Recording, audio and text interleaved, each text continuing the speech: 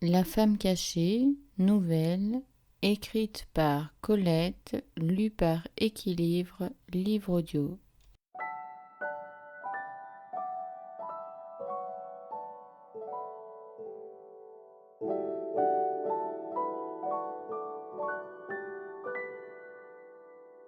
Chat. Sa femme lui posait la main sur l'épaule en passant. Tu es content de voir danser les petites poupées? Il n'aima pas beaucoup cette manière banale de désigner les danseuses cambodgiennes, mais il acquiesça de la tête et admira sa femme qui s'éloignait.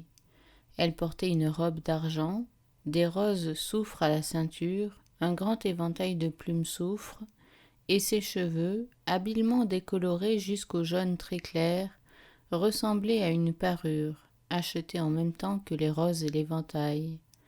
Grande, elle s'imposait par la beauté, un peu rudimentaire, de ses traits, et de virils yeux bleus, accoutumés à juger de haut toute chose.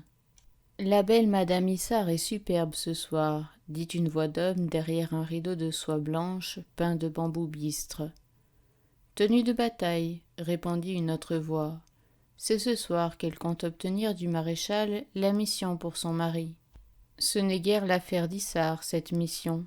Homme de lettres, fin et casanier. Mais c'est l'affaire de Madame Issard. En 4 mois, elle va enlever la rosette pour Issard, et peut-être le ruban pour elle. Vous l'avez entendu à table. C'était magnifique. Quelle diplomatie. Et inattaquable avec ça. Je ne plains pas Issard.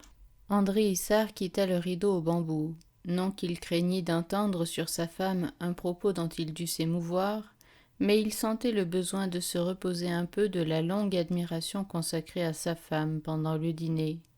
D'ailleurs, les Cambodgiennes annonçaient par leurs timbales dont chacune isolément égouttait la note liquide qui teinte au gosier des crapauds, commençaient leur danse sur une estrade, devant les 50 invités de Pierre Guesde, dispersés dans le hall.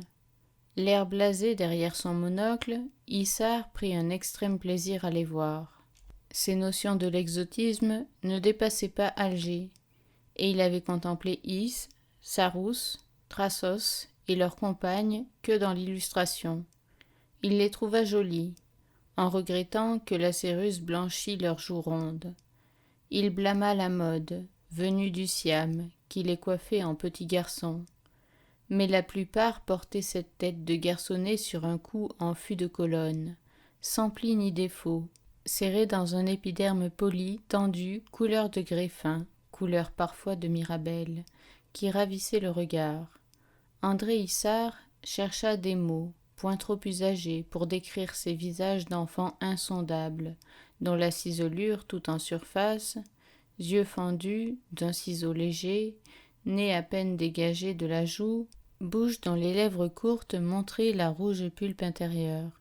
Il chercha, avec une obstination de gratte-papier, artiste, comment peindre la courbe des mains de Sarousse, et les phalanges renversées prolongeant une pomme incurvée en dehors. La feuille calcinée par l'automne? Peu. Plutôt la torsion du poisson hors de l'eau. Ou encore, oui voilà, c'est la frisure héraldique de la langue d'un chien haletant. Puis la musique et la magie des mouvements onduleux agirent ensemble, et André Issard ne songea presque plus à rien. Elles sont jolies, elles sont nouvelles, elles sont féminines, tellement féminines. Il leva les yeux et aperçut dans une profonde embrasure sa femme qui ne s'occupait pas des danses, mais causait avec le gouverneur d'une grande colonie.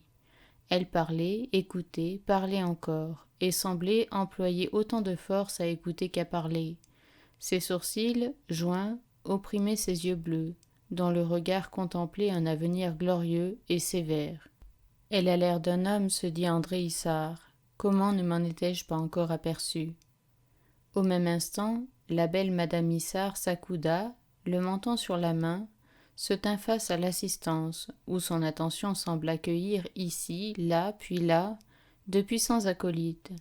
Ensuite, elle reprit tout bas la conversation, et André Issard remarqua ses coups de menton, de tribun, son poing fermé qui scandait, sur un meuble, le rythme de sa phrase. « C'est un homme, se répéta Issard. Je me demandais ce que j'avais injustement contre elle. J'ai que ma femme est un homme. Et quel homme! Je n'ai que ce que je mérite. Il fallait m'en aviser plus tôt. La danse finissait. Fataliste, il se dirigea vers l'estrade où les petites danseuses, égayées, subissaient de près la blessante curiosité européenne. Il écouta Pierre Guest dialoguer en cambodgien avec Soun, chanteuse du chœur, non maquillée mais toute scintillante de prunelles noires et de dents blanches. Il se laissa présenter à Is, travesti en prince birman. Is, au pur visage glorifié par 100 photographies. Il toucha les mains de Sarousse, fondantes, mouvantes. André Issard garda dans les siennes, pendant que Sarousse écoutait Pierre Guest, ses mains passives et fraîches, comme un feuillage charnu. Elle répondait par un bref gazouillis, un petit salut déférent, un rire enfantin, et surtout par un monosyllabe. « Chat, chat. »« Tiens, répéta Issard en imitant la prononciation mouillée de Sarousse. Qu'est-ce que cela veut dire?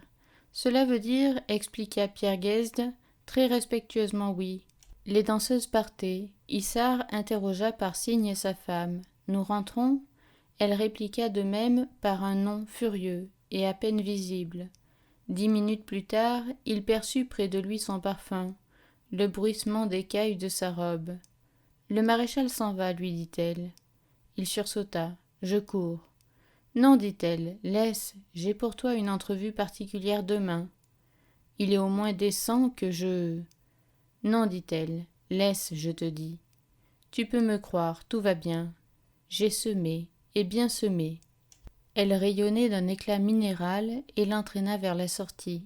Dans l'automobile, elle cria au chauffeur « Rentrez par le Prado !» et passa son bras sous celui de son mari avec une sorte de cordialité condescendante, une bonne humeur de despote. La pleine lune poudra d'argent ses cheveux pâles, et les grandes plumes soufres de son éventail se roulèrent sous le vent comme des vagues. Mais André Issard ne la voyait pas. Il fredonnait une petite chanson, imitée de la musique asiatique, et s'interrompit pour murmurer à mi-voix. « Chat, chat. Qu'est-ce que tu dis, mon Dédé ?» Il glissa sur sa femme un sourire, un regard d'esclave déloyal. « Oh, rien, c'est un mot du Cambodge, à peu près intraduisible, un mot qui n'a pas de sens ici. »